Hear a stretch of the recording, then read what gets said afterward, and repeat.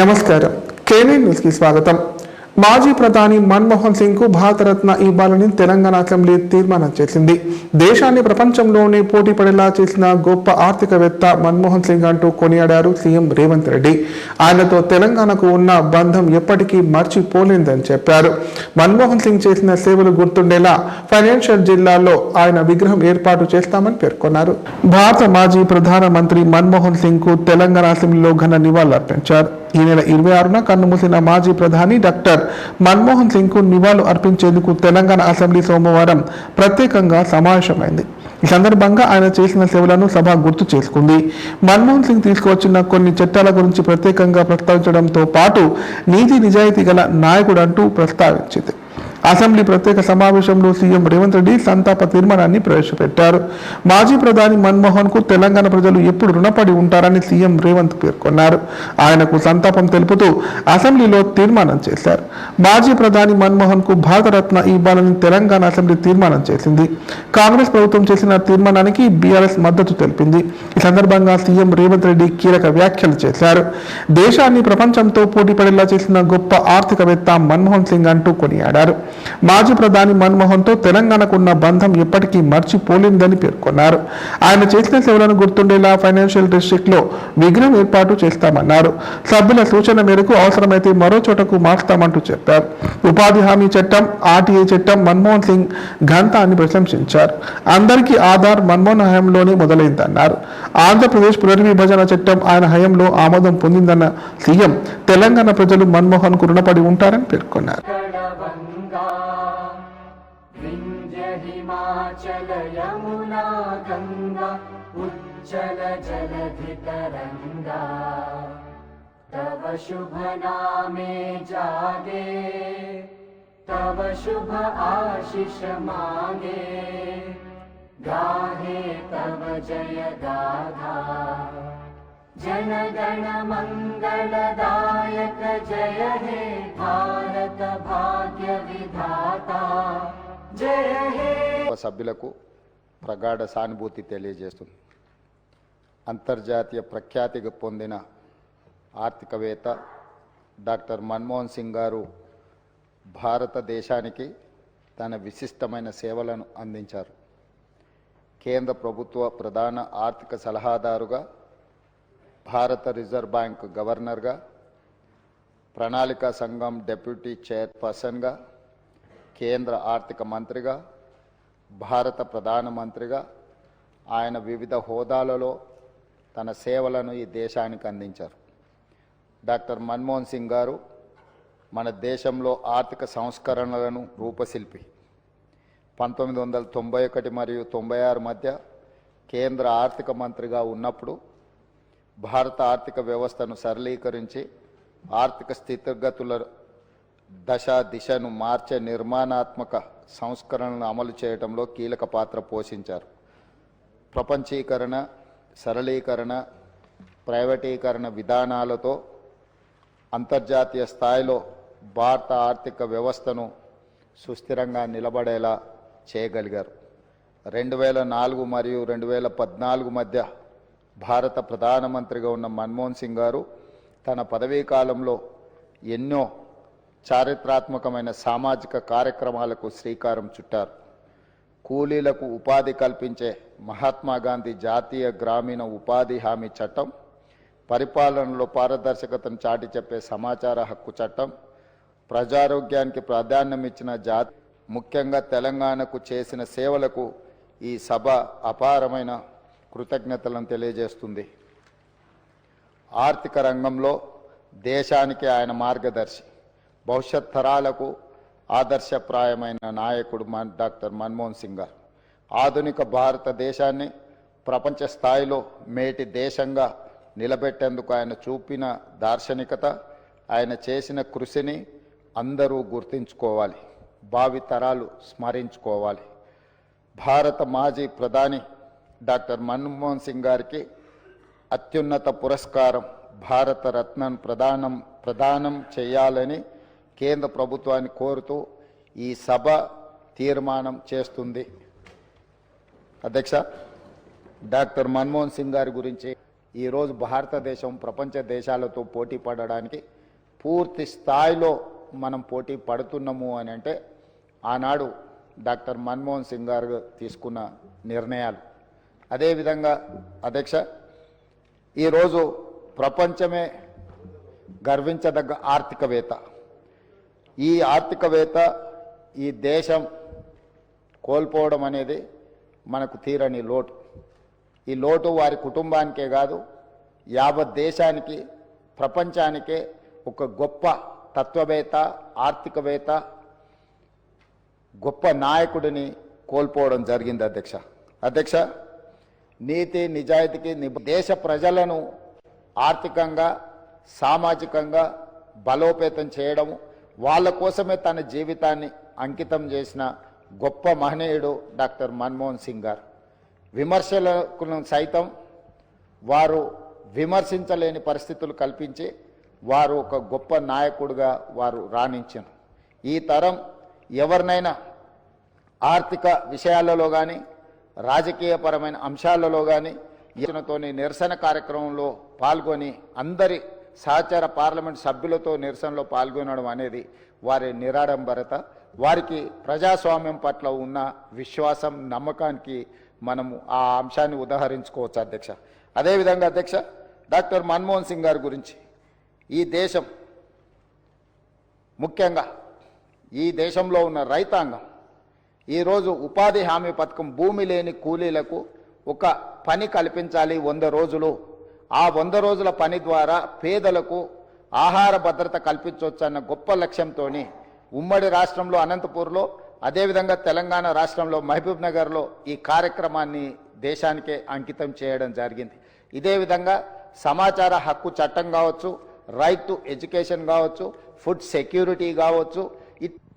నివాళులు అర్పించే ఈ సందర్భంగా ముందుగా ముఖ్యమంత్రి గారు ప్రవేశపెట్టిన సంతాప తీర్మానానికి పూర్తిగా మా పార్టీ తరపున మద్దతు తెలియజేస్తూ, డాక్టర్ మన్మోహన్ సింగ్ గారికి భారతరత్న ఇవ్వాలి అని ఏదైతే వారు ప్రతిపాదన పెట్టారో దానికి కూడా సంపూర్ణంగా మా మద్దతు ప్రకటిస్తూ, తప్పకుండా ఈ భారతరత్న అనే పురస్కారానికి, గౌరవానికి వారు ఖచ్చితంగా అర్హులనే మాటను కూడా మా పార్టీ కూడా సమర్థిస్తూ వారి ప్రతిపాదనను పూర్తి స్థాయిలో ఏకీభావం తెలియజేస్తా ఉన్నాం అధ్యక్ష. మన్మోహన్ సింగ్ గారి గొప్పతనాన్ని, మన్మోహన్ సింగ్ గారి యొక్క సామర్థ్యాన్ని, మన్మోహన్ సింగ్ గారి యొక్క తెలివితేటల్ని మొట్టమొదటగా గుర్తించింది కూడా మన తెలంగాణ బిడ్డ పివి నరసింహారావు గారు అనేది నిర్వివాదం అధ్యక్ష.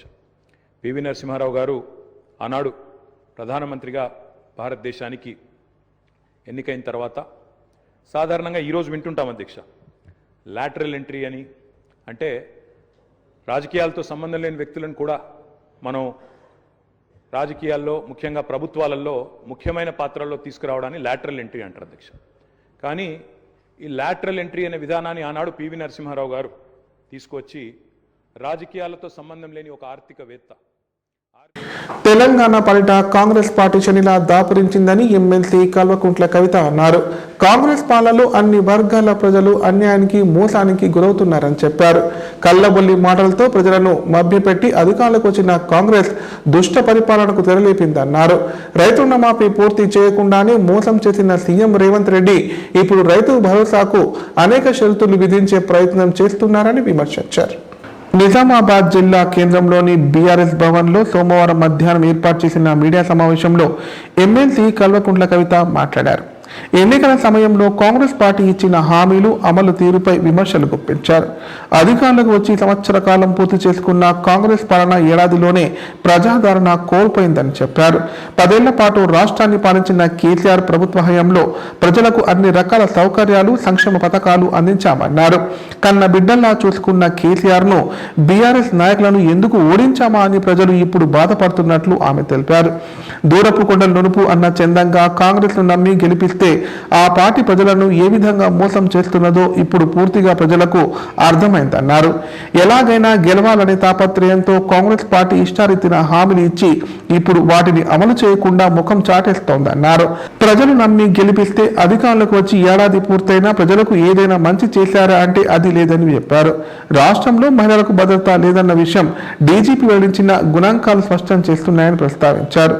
అక్రమ కేసులు బనాయిస్తూ రేవంత్ రెడ్డి రాజ్యాంగానికి తూట్లు పడుతున్నారని పేర్కొన్నారు. చాలా రోజుల గ్యాప్ తర్వాత నిజామాబాద్ జిల్లాకి రావడం, అదేవిధంగా నిన్న నిజామాబాద్ పార్టీ శ్రేణులు, ప్రజలు, జాగృతి నాయకులు అందరూ ఇచ్చినటువంటి అపురూపమైనటువంటి స్వాగతానికి మనస్ఫూర్తిగా హృదయపూర్వకంగా అందరికీ కూడా నేను నా ధన్యవాదాలు, నమస్కారాలు తెలియజేసుకుంటా ఉన్నాను. సొంత గడ్డకు వస్తే చక్కటి ఎంకరేజ్మెంట్ ఇచ్చి మీరు ముందుకెళ్ళండి అనేటటువంటి ధైర్యాన్ని ఇచ్చినటువంటి అందరికీ కూడా శిరస్సు వంచి నా నమస్కారాలు తెలియజేస్తూ ఉన్నాను. మరి ఇవాళ మన జిల్లా, ఉమ్మడి నిజామాబాద్ జిల్లా పరిస్థితి చూస్తే కొంతమంది నాయకులు వెళ్ళిపోవడం జరిగింది, పార్టీని వీడి కొంతమంది నాయకులు ఓడిపోవడం జరిగింది. కానీ ప్రజలు ఇవాళ సంవత్సర కాలం లోపలనే మరి ఎందుకు చేస్తాంరా ఇట్లా అనేటటువంటి ఆలోచన ప్రజల్లో ఉన్నది. వెళ్ళిపోయినటువంటి నాయకులు కూడా మేము ఎందుకు వెళ్ళిపోతామా అనేటటువంటి బాధ కూడా మనం చూస్తూ ఉన్నాం. ఆ చిన్న నాయకులు కావచ్చు, పెద్ద నాయకులు కావచ్చు. ఎందుకంటే దూరపు కొండలు నునుపన్నట్టు ఏదో కేసీఆర్ గారు 2 సార్ల మరి కన్న బిడ్డల్ని చూసుకున్నట్టుగా కళ్ళల్లో పెట్టుకొని ప్రజల్ని చూసుకుంటే మాయ మాటలు చెప్పి, గారడి మాటలు చెప్పి, అర్రాస్ పాట వాడినట్టు మీరు 2000 ఇస్తే మేము 4000 ఇస్తాం, మీరు 5000 ఇస్తే మేము 10,000 ఇస్తాం, మీరు 3000 ఇస్తే మేము 6000 ఇస్తాం అని చెప్పి కళ్ళబొల్లి మాటలు చెప్పి ప్రజలను మభ్యపెట్టి మోసం చేసి కేవలం 1% ఓట్లు అధికంగా మనకంటే తెచ్చుకొని ఇవాళ అధికారంలో వచ్చి కూర్చున్నటువంటి వాళ్ళు కాంగ్రెస్ పార్టీ వాళ్ళు. మరి పోనీ అధికారంలోకి వచ్చి ఏమైనా మంచి పనులు చేస్తున్నారా? ఒకసారి మన జిల్లా పరిస్థితి ఆలోచన చేయండి. ఎట్లా అయిపోయింది మన జిల్లా పరిస్థితి? నిజామాబాద్ జిల్లా ఇవాళ ఒక అనాథలాగా మారిపోయింది. సంవత్సరం అయితే జిల్లాకు ఒక మంత్రి కూడా లేరు. ఇన్ఛార్జ్ మంత్రి ఉన్నారు, ఆయన ఎప్పుడు వస్తాడో ఎవరికి తెలియదు. ఇక మనకు ఎంపీ ఉన్నా లేనట్టే. ఇద్దరు బీజేపీ ఎమ్మెల్యేలు, వాళ్ళని కొబ్బరికాయలు కొట్టనియరు, వాళ్ళని ఏం పని చేయనియరు.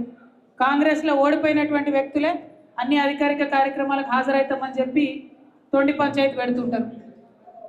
మన జిల్లా నుండి ఎమ్మెల్సీగా మున్సిపాలిటీలకు రాలేదు, ఒక కొత్త అభివృద్ధి కార్యక్రమం జరగలేదు, ఎక్కడ ఒక చిన్న రోడ్ వేయలేదు, ఒక తట్టెడు మట్టెత్తిపోయలేదు ఎక్కడ. ఎంత దారుణం అంటే కేసీఆర్ గారు మేడిగడ్డ నుండి ఎస్ఆర్ఎస్పీలో ప్రతిసారి మనకు మంచినీళ్ళు నింపి మన నిజామాబాద్ జిల్లా సుభిక్షంగా ఉండాలని లక్షలాది ఎకరాలకు వారు నీళ్ళు ఇచ్చింది. నిజాం సాగర్ ఏదైతే ఉందో అది మాకు అడిషనల్ ఉంటుంది వాటరు, కానీ ఎస్ఆర్ఎస్పీఏ వరదాయని, మన జీవనం ప్రసాదించేటటువంటి వరదాయని అని చెప్పి మనం ఎస్ఆర్ఎస్పీ నుండి ఎప్పుడు నీళ్ళు ఇచ్చేది. మరి ఈ సీజన్లో ఏమైందో రైతన్నలు ఒకసారి ఆలోచన చేయాలి. ఎస్ఆర్ఎస్పీ నుండి నీళ్ళు వచ్చినాయా? మేడిగడ్డ బాగాలేదని కేసీఆర్ని బద్నాం చేయాలనేటటువంటి ఒక పిచ్చి ప్రయత్నంతో ఎస్ఆర్ఎస్పీని నింపకుండా ఎండబెట్టినటువంటి పరిస్థితి ఇవాళ రైతులకు కనపడతా ఉంది, జిల్లాలో ఉన్నది. మరి ఈ విషయాన్ని ఒక్కసారి ప్రజలు గమనించాలని నేను కోరుతా ఉన్నా. మరి ఇవాళ రైతులకు కేవలం ఎలక్షన్ కాగానే ఏదైతే కేసీఆర్ సార్ దాచిపెట్టినో 17,000 కోట్లు, ఆ ఒక్క తడవ మాత్రం రైతు బంధు ఇచ్చిరు తప్పితే ఇంతవరకు మళ్ళీ రైతు బంధు సోయలేదు, రైతు బంధు జోలి లేదు, మాట లేదు. ఇంకా నిన్నగాక మొన్న మన డిప్యూటీ సీఎం గారు బట్టి విక్రమార్క గారు మాట ఇచ్చిండు, ఏమని? రైతు కూలీలకు ఇస్తాం, రైతులకే కాదు రైతు కూలీలకు ఇస్తాం. ఈ ఆలోచన మరి ఇక్కడ ఉన్నటువంటి గెలిచినటువంటి ఎమ్మెల్యేలకు కూడా ఉన్నట్టుగా కనబడతలేదు. మరి వాళ్ళ కాంగ్రెస్ పార్టీ అధికారంలో ఉంటే ఎందుకు పోయి అడుగుతలేరు మరి పెండింగ్ పనుల గురించి? ఎందుకు పోయి అడుగుతలేరు ఈ పెండింగ్ ప్రాజెక్టుల గురించి? బీఆర్ఎస్ పార్టీ మొదలుపెట్టినటువంటి అనేక కార్యక్రమాలు ఉన్నాయి, వాటిని ఎందుకు మీరు ముందుకు తీసుకొని పోతలేరని ఈ సందర్భంగా మేము ఇక్కడ గెలిచినటువంటి నాయకులందరినీ కూడా ప్రశ్నిస్తూ ఉన్నాం. మొత్తం నిజామాబాద్లో అండర్ గ్రౌండ్ డ్రైనేజ్ని సరి చేసుకోవడానికి అనేక కార్యక్రమాలు చేసినాం మనం. ఆల్మోస్ట్ 95% వర్క్స్ ఫినిష్ అయినాయి. మరి దాని జోలేంటిది, దాని పరిస్థితి ఏంటిదంటే చెప్పేటోళ్ళు లేరు, అడిగేటోళ్ళు లేరు. ఎందుకంటే ఇక్కడ కాంగ్రెస్ పార్టీలో ఓడిపోయిన షబీర్ అలీ గారు మన జిల్లాకు రాడు, ఆయనకు మనతో పట్టి లేదు, మన పట్టణం మీద ఆలోచన లేదు. ఇక్కడ గెలిచినటువంటి బీజేపీ నాయకుడు మరి ఆయన ఎప్పుడు అడిగినరో ఎవరిని అడిగినరో అన్నటువంటి విషయం ప్రజలకైతే ఇంతవరకు అర్థమవుతలేదు.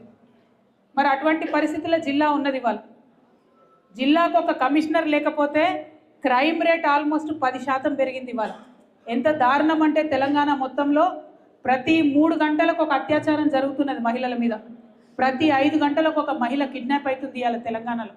వరకట్నపు చావులు, వేధింపులు లెక్కలేనన్ని పరిస్థితులు జరుగుతూ ఉన్నాయి. మనం కేసీఆర్ గారు అధికారంలో ఉన్నప్పుడు షీ టీమ్స్ అని పెట్టి అద్భుతంగా ఎవరైనా కూడా ఆడపిల్లల్ని ఏడిపిస్తే వేరే విధంగా ఆడపిల్లల వైపు కన్నెత్తి చూస్తే మంచిగా ఉండదని చెప్పి వార్నింగ్ ఇచ్చి పనిచేసినాం మనం. ఇవాళ ఏం జరిగింది? సంవత్సర కాలంలో పోలీసులు కాంగ్రెస్ నాయకుల చుట్టూ తిరగడం తప్పితే, కాంగ్రెస్ నాయకులు చేసే అక్రమాలకు అండగా నిలవడం తప్పితే మరి వారిని ఏమీ చేయనీయకుండా ఈ నాయకులు పనిచేస్తూ ఉన్నటువంటి సందర్భం చూస్తున్నాం. ఇదివరకు పోలీసులు అంటే పీపుల్ ఫ్రెండ్లీ పోలీసు ఉండే, ఇవాళ పోలీసులు అంటే ఓన్లీ కాంగ్రెస్ ఫ్రెండ్లీ పోలీసు లెక్క తయారైనటువంటి పరిస్థితి ఉన్నది. ఎంత దారుణంగా మనకి ఇలా క్రైమ్ రేట్ పెరిగిందన్న విషయం చూస్తుంటే నిజంగా ఎట్లుండే నా తెలంగాణ, ఎట్లయిపోయింది నా తెలంగాణ అని బాధ అవుతున్నది. ఎందుకంటే తెలంగాణలో ఆడపిల్లలు బాగుండాలి, సుభిక్షంగా ఉండాలని. ప్రజావాణిలో వచ్చిన దరఖాస్తులను పరిశీలించి చర్యలు తీసుకోవాలని కలెక్టర్ ఆశీష్ సంఘ్వాన్ అధికారులకు సూచించారు. వచ్చిన అర్జీలను ఆయా శాఖల అధికారులు సాధ్యాసాధ్యాలను పరిశీలించాలన్నారు. తీసుకున్న చర్యల గురించి దరఖాస్తుదారునికి తెలియజేయాలని పేర్కొన్నారు. సోమవారం కామారెడ్డి కలెక్టర్ కార్యాలయంలోని సమావేశ మందిరంలో ప్రజావాణి కార్యక్రమాన్ని నిర్వహించారు. భూముల సమస్యలు, రైతు రుణమాఫీ, ఇందిరమ్మ ఇళ్ల మంజూరు తదితర సమస్యలపై జిల్లాలోని వివిధ ప్రాంతాల నుంచి వచ్చిన ప్రజలు దరఖాస్తులను కలెక్టర్ ఆశీష్ సంఘ్వాన్ స్వీకరించారు. సందర్భంగా కలెక్టర్ మాట్లాడుతూ ప్రజావాణిలో వచ్చిన అర్జీలను ఆయా శాఖల అధికారులు సాధ్యాసాధ్యాలను పరిశీలించి చర్యలు తీసుకోవాలని తెలిపారు. ఈ రోజు ప్రజావాణిలో 78 అర్జీలు రావడం జరిగిందన్నారు. అర్జీదారు దరఖాస్తుపై తీసుకున్న చర్యల గురించి దరఖాస్తుదారునికి తెలియపరచాలని చెప్పారు. ఇందిరమ్మ ఇళ్ల సర్వే పనులను వేగవంతం చేసి ఎంపీడీఓలు సూపర్ చెక్ చేయాలని తెలిపారు. కామారెడ్డి మున్సిపల్ ప్రాంతాల్లో సర్వే పనులు మందకొడిగా సాగుతున్నాయని, సర్వేను వేగవంతం చేయాలని చెప్పారు.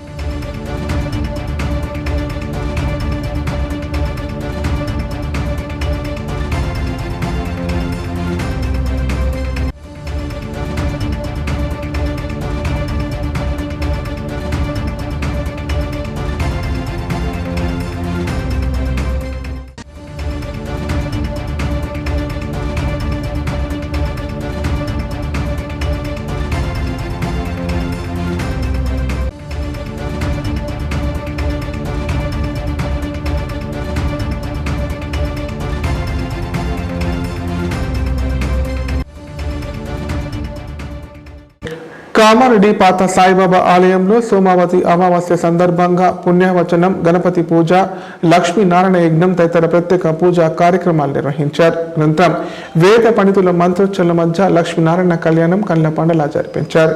ఈ వేడుకల్లో భక్తులు భారీ సంఖ్యలో పాల్గొని స్వామివారి కళ్యాణం తిలకించి తరించారు. కామారెడ్డి పట్టణంలోని విద్యానగర్ కాలనీలో గల పాత సాయిబాబా ఆలయంలో సోమావతి అమావాస్య ఉద్యాపన కార్యక్రమం ఘనంగా నిర్వహించారు. ఈ కార్యక్రమాన్ని మున్సిపల్ చైర్మన్ గడ్డం ఇందుప్రియ కళాశాల ఊరేగింపుతో ప్రారంభించారు. 292 జంటలతో పుణ్యవచనం, గణపతి పూజ, లక్ష్మీనారాయణ యజ్ఞం, రుద్ర యజ్ఞం, సరస్వతి యజ్ఞం, లక్ష్మీనారాయణ కళ్యాణం కళ్ళ పండుగ జరిపించారు. ఈ కార్యక్రమంలో హైదరాబాద్, లింగంపేట్, జగిత్యాల, దోమకొండ, ఎల్లారెడ్డి, కాచాపూర్ గ్రామాల నుంచి మహిళలు పెద్ద సంఖ్యలో పాల్గొన్నారు. శ్రీగిరీశ శ్రీ నరసింహ దేవదేవా జయ నరసింహ.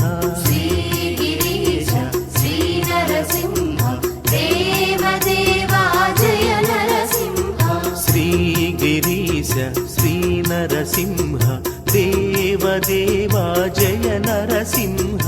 శ్రీగిరీశ శ్రీ నరసింహ దేవదేవా జయ నరసింహ.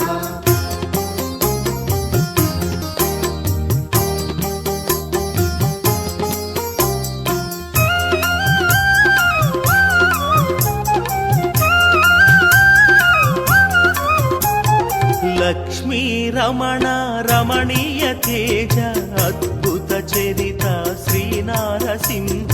ముని జనలోల అసుర సంహార వైకుంఠ ధామ జయ నరసింహ. శ్రీగిరీశ శ్రీ నరసింహ దేవదేవా జయ నరసింహ. శ్రీగిరీశ శ్రీ నరసింహ దేవదేవా జయ నరసింహ.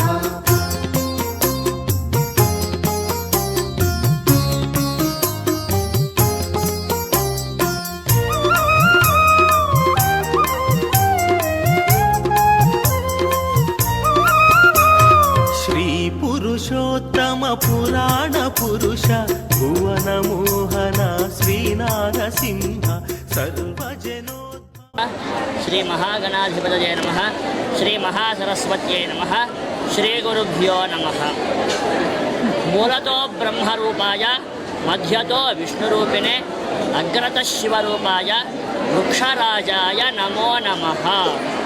ఇవాళ సోమవతి అమావాస్య అను పర్వదినము. ఇది చాలా విశేషంగా సంవత్సరంలో 1-2 కంటే ఎక్కువ వచ్చే పర్వదినము కాదు ఇది. ఎందుకోసము అంటే సోమవారము అమావాస్య తిథి ఈ రెండు కూడా కలిపి రావడము అనేది ఇవాళ చాలా విశేషమైనటువంటి వ్రతము. ఈ సోమవతి అమావాస్య రోజున సోమవతి వ్రతాన్ని ఆచరించాలి. చుట్టూ కూడా 108 ప్రదక్షిణాలు చేసినట్టయితే స్త్రీలకు సౌభాగ్యము సత్సంతానము కలుగుతుంది అని చెప్పేసి భవిష్యోత్తర పురాణంలో చెప్పబడినటువంటి చరిత్ర కలదు అన్నమాట మనకు. అదేవిధంగా ఈ సోమవతి అమావాస్య గురించి మనకు శివ పురాణాలలో కూడా. నా పేరు మడూరి అనుష కుమార్. వివేకానంద కాలనీలో సాయిబాబా గుడిలో ఈరోజు సోమవతి అమావాస్య సందర్భంగా యజ్ఞాలు, లక్ష్మీనారాయణుల కళ్యాణము, హోమగుండాలు చాలా బాగా జరిగాయి. ఇక్కడ మహిళలందరూ చాలా పెద్ద ఎత్తున వచ్చినందుకు అందరికీ కూడా ధన్యవాదాలు. ఇంత మంచి కార్యక్రమాన్ని సక్సెస్ చేసి సోమవతి అమావాస్య సందర్భంగా ఈ పూజ చేసుకున్నందుకు, సౌభాగ్య వ్రతం చేసుకున్నందుకు అందరికీ ఆరోగ్యాలు కలగాలని కోరుకుంటున్నాను. జై శ్రీరామ్. నా పేరు సమత హరిదర్. ఈరోజు సోమవతి అమావాస్య ఉద్యాపన కార్యక్రమం అనేది పాత సాయిబాబా గుడి విద్యానగర్ కాలనీలో ఎంతో ఘనంగా జరుపుకున్నాము. ఈరోజు మన మున్సిపల్ చైర్మన్ అయినటువంటి గడ్డం ఇందుప్రియ గారు, అదేవిధంగా కౌన్సిలర్ అయినటువంటి మాడూరి అనుష గారు కలశాన్ని ఎత్తుకొని అలా వారితో పాటుగా 100 మంది ఊరేగింపులో పాల్గొన్నారు. ఇప్పుడు ప్రకటనలు. Life hospital Kamareddy. కామారెడ్డిలో 50 పడకల ISO సర్టిఫైడ్ గల ఏకైక hospital life hospital Kamareddy. Aarogyasri, EHS మరియు అన్ని రకాల నగదు రహిత హెల్త్ ఇన్సూరెన్సులు గల ఏకైక hospital life hospital. Aarogyasri card లేదా తెల్ల రేషన్ కార్డు ఉన్న వారికి ఆరోగ్యశ్రీ మరియు ఆయుష్మాన్ భారత్ ద్వారా ఆపరేషన్లు ఉచితంగా చేయబడును. కామారెడ్డిలో కార్పొరేట్ స్థాయి ఖరీదైన వైద్యాన్ని ప్రతి పేద మధ్యతరగతి వారికి అతి తక్కువ ఖర్చుతో వైద్యం చేయబడును. నిజామాబాద్, హైదరాబాద్ వెళ్లవలసిన అవసరం లేకుండా అనుభవజ్ఞులైన వైద్య బృందంచే క్లిష్టమైన ఎముకల ఆపరేషన్లు, ఆర్థోస్కోపిక్, కీహోల్ సర్జరీలు, జాయింట్ రీప్లేస్మెంట్, మోకాళ్ల మార్పిడి, వెన్నుపూస ఆపరేషన్లు మరియు 4 గంటలు అత్యవసర వైద్య సేవలు అందించబడును. మా సదుపాయాలు: అత్యాధునిక operation theatre, laminar OT, ICU, x-ray, physiotherapy, DEXA scan, pharmacy సౌకర్యాలు కలవు. రాష్ట్ర ప్రభుత్వ ఉద్యోగులకు ఫీజు రీయింబర్స్మెంట్ సౌకర్యం కలదు. సంప్రదించండి లైఫ్ హాస్పిటల్. తెలంగాణలో మొట్టమొదటిసారిగా అధునాతన పద్ధతిలో నరాల, మానసిక, sex, alcohol, fits treatment, AC intensive care unit ఇప్పుడు మన నిజామాబాద్ లో doctor B Keshavulu MD psychiatry, Osmania గారి ఆధ్వర్యంలో అన్ని సదుపాయాలు గల అత్యాధునిక అతిపెద్ద హాస్పిటల్ ప్రారంభించబడ్డది. నరాల బలహీనతలు, తలనొప్పి, ఫిట్స్, పళ్లు బిగపట్టడం, భయం, గుండెదడ, డిప్రెషన్, ఒంటరితనం, మంత్రాలు చేతబడి చేశారని అనుమానపడటం, వ్యతిరేకమైన ఆలోచనలు, తన గూర్చి మాట్లాడుకుంటున్నారని, చంపడానికి వస్తున్నారని భ్రమపడటం, ముట్టిందే ముట్టటం, కడిగిందే కడగటం, సెక్స్ లో బలహీనత, శీఘ్రస్ఖలనం, హస్తప్రయోగం, సెక్స్ లో తీవ్ర అసంతృప్తి, భార్యాభర్తల మధ్య అనుమానాలు, పిల్లల అల్లరి, అతికోపం, మతిమరుపు, చదువులో వెనుకబాటుతనం, alcohol, cigarette, gutka, Gul form బానిసైన వారికి స్పెషల్ ట్రీట్మెంట్. గమనిక: ఆధునిక ఏసీ వార్డు, అత్యంత విశాలమైన భవనం, అన్ని నరాల మానసిక సమస్యలకు మరియు ఆల్కహాల్ ను మాన్పించుటకు అడ్మిషన్స్ సౌకర్యం గల తెలంగాణలోనే అతిపెద్ద hospital doctor Keshavulu hospital. Bus stand ఎదురుగా లైన్, ఖలీల్వాడి, నిజామాబాద్. ఫోన్ 08462255189. 1-2 ఘటనలు మినహా జిల్లాలో ప్రశాంతమైన వాతావరణం ఉందని కామారెడ్డి SP సింధు శర్మ అన్నారు. కొత్త నేర చట్టాల అమలు కోసం పోలీసులకు శిక్షణ ఇవ్వడం జరిగిందన్నారు. శాంతి భద్రత పరిరక్షణ కోసం జిల్లా పోలీసు యంత్రాంగం అప్రమత్తంగా ఉంటుందని పేర్కొన్నారు. ఈ మేరకు జిల్లా ప్రజలకు ముందస్తు నూతన సంవత్సర శుభాకాంక్షలు తెలియజేశారు. కామారెడ్డి జిల్లా పోలీస్ కార్యాలయంలో నిర్వహించిన మీడియా సమావేశంలో నేర వార్షిక నివేదికను ఎస్పీ సింధు శర్మ విడుదల చేశారు. ఈ సందర్భంగా ఎస్పీ మాట్లాడుతూ 2023 సంవత్సరంలో 5,578 కేసులు నమోదవగా 24లో 6,006 కేసులు నమోదయ్యాయన్నారు. గత ఏడాదితో పోల్చితే ఈ ఏడాదిలో 428 కేసులు ఎక్కువగా నమోదు చేయగలిగామన్నారు. హత్య కేసుల విషయంలో గత ఏడాది 28 కేసులు నమోదు కాగా ఈ ఏడాది 37 కేసులు నమోదు అవగా 9 కేసులు ఎక్కువగా నమోదయ్యాయని చెప్పారు. 35 హత్య కేసుల్లో నేరస్తులను గుర్తించి అరెస్ట్ చేయడం జరిగిందన్నారు. మహిళా సంబంధిత నేరాల్లో ఈ ఏడాది 156 ఎక్కువ కేసులు నమోదయ్యాయని తెలిపారు. రోడ్డు ప్రమాదాలు సైతం ఈ సంవత్సరంలో ఎక్కువగా నమోదయ్యాయని, సైబర్ క్రైమ్ నేరాలు మాత్రం గత ఏడాదితో పోల్చితే ఈ ఏడాదిలో 41 కేసులు తక్కువగా నమోదయ్యాయన్నారు. 279 మంది బాధితుల నుండి 33,14,895 రూపాయల రికవరీ చేయడం జరిగిందన్నారు. సిఈఐఆర్ అప్లికేషన్ ద్వారా జిల్లాలో 2 కోట్ల రూపాయల పైబడి 1,388 మంది బాధితులు పోగొట్టుకున్న మొబైల్ ఫోన్లు తిరిగి అప్పగించామని చెప్పారు. జిల్లాలో అక్రమంగా లింగ నిర్ధారణ పరీక్షలు చేస్తున్న ముఠాను అరెస్ట్ చేసి అందుకు ఉపయోగించిన పరికరాలు స్వాధీనం చేయడం జరిగిందన్నారు. అన్నిటి గురించి ఒక బ్రీఫ్ మీడియా మిత్రులందరికీ కూడా ప్రొవైడ్ చేయాలనే ఉద్దేశంతో ప్రెస్ మీట్ పెట్టడం జరుగుతుంది. మనం క్రైమ్ డేటా అంతా కూడా అంటే different heads, property offences, body offences, road accidents, POCSO cases, crime against women, enforcement work, అన్ని హెడ్స్ మనం ఈ ఇయర్ ప్రీవియస్ ఇయర్ డేటాతో కంపేర్ చేయడం జరుగుతుంది. మీకు కూడా విల్ ప్రొవైడ్ దాట్ ఇన్ఫర్మేషన్. కొన్నిసార్లు మనకి సర్టెన్ హెడ్స్ ఆఫ్ క్రైమ్లో ప్యాటర్న్స్ కనిపించడం జరుగుతుంది. కొన్నిసార్లు మనము ఎటువంటి డెసిఫరబుల్ ప్యాటర్న్ అనేది మనకి not be able to see. So ఈ ఇయర్ మనం టోటల్ రిజిస్టర్ అయిన కేసెస్ కనుక చూసుకున్నట్లయితే 6,006 కేసెస్ ఈ ఇయర్ డిస్ట్రిక్ట్లో రిజిస్టర్ చేయడం జరిగింది. మనకి 2023లో ఇట్ వాజ్ 5,578 కేసెస్. సో ఒక 450 కేసెస్ మనం ఎక్కువ రిజిస్టర్ చేయగలిగాము. సో ఇవి మేజర్ హెడ్స్ ఆఫ్ క్రైమ్లో మనకి ఏమంత ఇంక్రీజ్ కనిపించట్లేదు. ఈ 320 అంటే గొడవ పడిన కేసెస్, గట్టి పంచాయతీలు, ఇలాంటి now more people are approaching police stations. అంటే ఇంతకుముందు గ్రామ స్థాయిలో ప్రతి మనుషులకి మధ్యలో మాట్లాడుకునే కేసెస్ ఇప్పుడు మనం పోలీస్ స్టేషన్స్లో కంప్లైంట్ చేయడము, ఐదర్ కోర్ట్స్ ద్వారా లేదంటే లోక్ అదాలత్ టైంలో సెటిల్ చేయడం మనం చూస్తున్నాము. సో టోటల్ 6,006 కేసెస్ రిజిస్టర్ అయ్యాయి.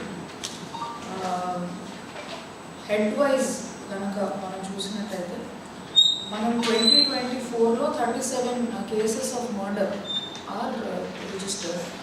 ఇందులో మనం మోటివ్ మళ్ళీ అనలైజ్ చేయడం జరుగుతుంది. అంటే కుటుంబ సభ్యుల మధ్యలో జరిగిన కేసెస్, ప్రాపర్టీ డిస్ప్యూట్స్ ఉన్నాయా అలా చూస్తే ఒక 10 కేసెస్ ఫ్యామిలీ డిస్ప్యూట్స్ వల్ల జరిగిన murders.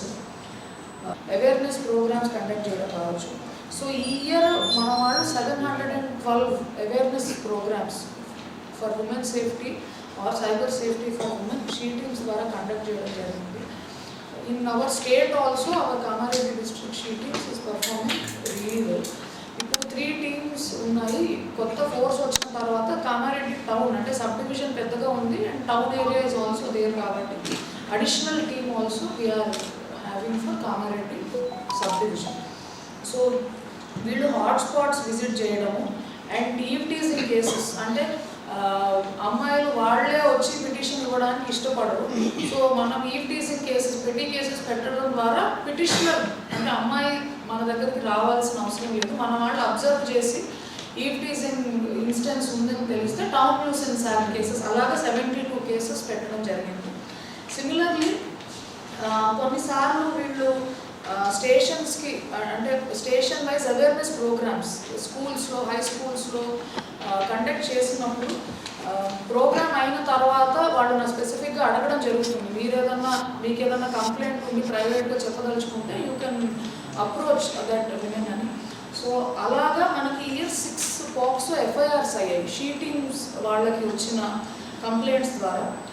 So such complaints are welcome. ఎందుకంటే మనం అవేర్నెస్ క్రియేట్ చేయడం ద్వారా ఈ ఇన్స్టిట్యూషనల్ అబ్యూస్ గురించి కంప్లైంట్స్ వస్తే such behaviour will reduce in the future. స్కూల్స్లో కానివ్వండి, నైబర్స్ ఆర్ తెలిసిన వాళ్ళు lot of cases of POCSO are with acquaintances. So this is a welcome thing for సంబంధించి కూడా my request is same. It's a very happy occasion. You should be celebrated. It should not become అంటే ఎవరి కుటుంబాల్లో కూడా విషాదాన్ని నింపే type situation మనం తెచ్చుకోకూడదు. So celebrate, have fun in a safe manner. So drunk and driving అన్నది రేపు ఒకరోజు జరగడం కాదు, ప్రతిరోజు వీఆర్ డూయింగ్ దోస్ టెస్ట్. సో ఎవరు కూడా కొత్తగా చేస్తున్నావా, కొత్తగా ఇబ్బంది పడేది ఏం లేదు. We do that every day. So ఇబ్బంది పడుతున్నారని అనిపించినా కూడా drunk and driving is one thing I'm very particular about. ఎందుకంటే ఆ మూమెంట్లో చేస్తారు, ఆ ఫ్యామిలీస్ ఫ్లైట్ ఈజ్ అన్ఇమాజినబుల్. ఎందుకంటే పిల్లలకి ఆ ఏజ్లో తెలియకపోవచ్చు, ఆర్ ఇంటాక్సికేటెడ్ కండిషన్లో మన జడ్జ్మెంట్ కూడా వేరేలాగా ఉండొచ్చు. నేను నడపగలుగుతాను, నాకేం కాదు అని అనుకోవచ్చు. సో ఆ ల్యాబ్స్ ఇన్ జడ్జ్మెంట్తో ఆ వ్యక్తికి ఏమన్నా కావచ్చు, వాళ్ళ వల్ల రోడ్డు మీద ఉంటే వేరే వాళ్ళకి ఏమన్నా కావచ్చు. So I take this occasion to wish everybody very happy and prosperous new year. Please have safe celebrations. Police డిపార్ట్మెంట్లో అంటే we are going to there is a mourning period following demise of our former Prime Minister. So officially there will be no celebrations or anything. But to people, my request is have safe celebrations, and I hope you have a wonderful new year. So any questions? ఈ నెల 25న సదాశివనగర మండలం అడ్లూరు ఎల్లారెడ్డి పెద్ద చెరువులో ఆత్మహత్యలకు గల కారణాలను విచారణ చేస్తున్నామన్నారు. అక్కడ జరిగిన సంఘటనకు సంబంధించి ఎలాంటి ప్రత్యక్ష సాక్షులు లేరు. అవి ఆత్మహత్యల ప్రమాదకరంగా జరిగిందా అనే కోణంలో విచారణ చేస్తున్నామని చెప్పారు. మొబైల్ ఫోన్ సంభాషణల ఆధారంగా ఆ ముగ్గురు చెరువు దగ్గరకు వెళ్ళినట్టు తెలుస్తోందన్నారు. ఆత్మహత్యలకు సంబంధించి మొబైల్ ఫోన్లు, నీటి నమూనాలు సేకరించి ఫోరెన్సిక్ ల్యాబ్ కు పంపడం జరిగిందన్నారు. వాటి నివేదికలు వచ్చిన తర్వాతే పూర్తి ఆధారాలతో వివరాలు వెల్లడిస్తామని పేర్కొన్నారు.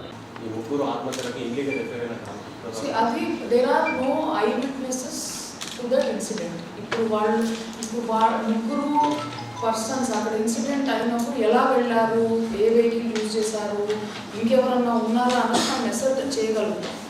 మనము ఒక ఐ విట్నెసెస్ లేని ఇన్సిడెంట్కి మనం కుటుంబ సభ్యులకు ఇంకా బాధ కలిగించేటట్లు మాట్లాడడం I think we can avoid. And but foul play ఉందా, అక్కడ యాక్సిడెంటల్గా అయిందా, సూసైడల్గా అయిందా, అంతవరకు మనం థరో ఇన్వెస్టిగేషన్ చేస్తున్నాం. ఇప్పుడు ఫర్ ఎగ్జాంపుల్ మనం ఈ కేసులో కనుక చూసినట్లయితే మీరందరూ యూ కూడా విజిటెడ్ చాలా పైకి ఉంది అండ్ ఇమీడియట్గా చాలా డెప్త్ ఉన్న పాయింట్ అది. అంటే మామూలుగా మనం చెరువు దగ్గర అంటే ఏమనుకుంటామంటే నడిచి వెళ్ళొచ్చు, అంటే డెప్త్ అన్నది గ్రాడ్యువల్గా పెరుగుతుంది అన్నది మన అండర్స్టాండింగ్. బట్ మీరందరూ కూడా ఫోన్స్ స్విచ్ ఆఫ్ ఎప్పుడు అయినాయి, వేరే CC. So but again there are no eyewitnesses. We can only recreate the scene based on information that we have. Similarly ఇప్పుడు అలాంటి ప్లేస్ నుంచి ఏదైనా ఫౌల్ ప్లే అలా ఉంటే మనకి ఇంజరీస్ అవన్నీ పిఎంఈలో రివీల్ అవుతాయి. ప్రిలిమినరీలీ అలాగా చెప్పట్లేదు. ఇప్పుడు డ్రౌనింగ్ అని సస్పెక్ట్ చేసిన కేసెస్లో డయాటమ్స్ టెస్ట్కి పంపిస్తారు. Now that drowning can be suicidal or accidental. Any drowning can be suicidal or accidental. మనకి ఆ సిచ్యువేషన్ని బట్టి అక్కడ ఉన్న పరిస్థితిని మన ఇన్వెస్టిగేషన్లో మనము పాత సంఘటనలు మనకి ఏదైతే మనకి సీసీ ఫుటేజ్లో తెలిసిన విషయం SI came in this private vehicle.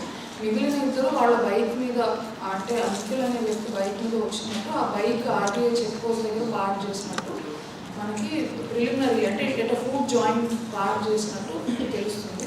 ఆ తర్వాత వాళ్ళ లొకేషన్ మాట్లాడింది మనం ట్రాక్ చేస్తాం. పిఎంఈ రిపోర్ట్లో అట్లా లేదు. ఇంకా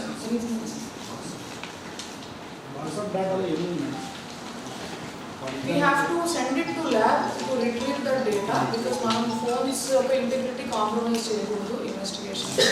So we'll send it to lab and see whatever conversations are available. We'll go through that and come to some conclusion. మద్యం తాగడానికి డబ్బులు ఇవ్వడం లేదని కొడుకు తన తండ్రిని హత్య చేశాడు. ఈ సంఘటన రుద్రూర్ పోలీస్ స్టేషన్ పరిధిలోని అంబం గ్రామంలో చోటు చేసుకుంది. కుటుంబ సభ్యుల ఫిర్యాదు మేరకు పోలీసులు కేసు నమోదు చేసుకుని దర్యాప్తు చేస్తున్నారు. మద్యం మత్తులో కొడుకు తన తండ్రిని హతమార్చిన సంఘటన నిజామాబాద్ జిల్లా రుద్రూర్ మండలంలో కలకలం రేపింది. మండలంలోని అంబం గ్రామానికి చెందిన మహబూబ్ ఆదివారం రాత్రి మద్యం కోసం తండ్రి అహ్మద్ను డబ్బులు అడిగాడు. డబ్బులు ఇవ్వకపోవడంతో తండ్రి మొహంపై దిండుతో అదిమి పట్టి ఊపిరాడకుండా చేసి చంపేసినట్లు సిఐ కృష్ణ తెలిపారు. మృతుని మరో కొడుకు జమీల్ ఫిర్యాదు మేరకు కేసు నమోదు చేసి దర్యాప్తు చేస్తున్నట్లు పేర్కొన్నారు.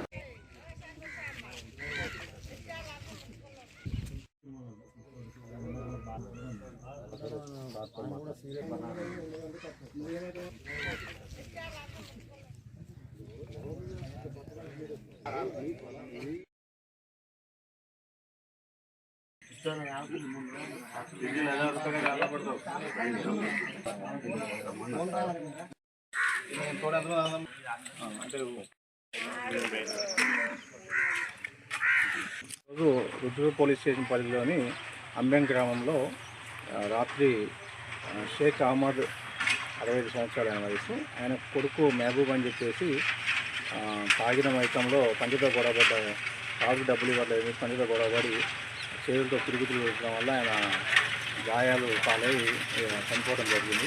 ఈ విషయమై వాళ్ళ కుటుంబ సభ్యుల దరఖాస్తు మేరకు మర్డర్ కేసు నమోదు చేసి ఇన్వెస్టిగేషన్ చేస్తున్నారు. వార్తలు ఇంతటితో సమాప్తం. తిరిగి ప్రసారమయ్యే వార్తలు మళ్ళీ కలుద్దాం. అంత సెలవు. నమస్కారం.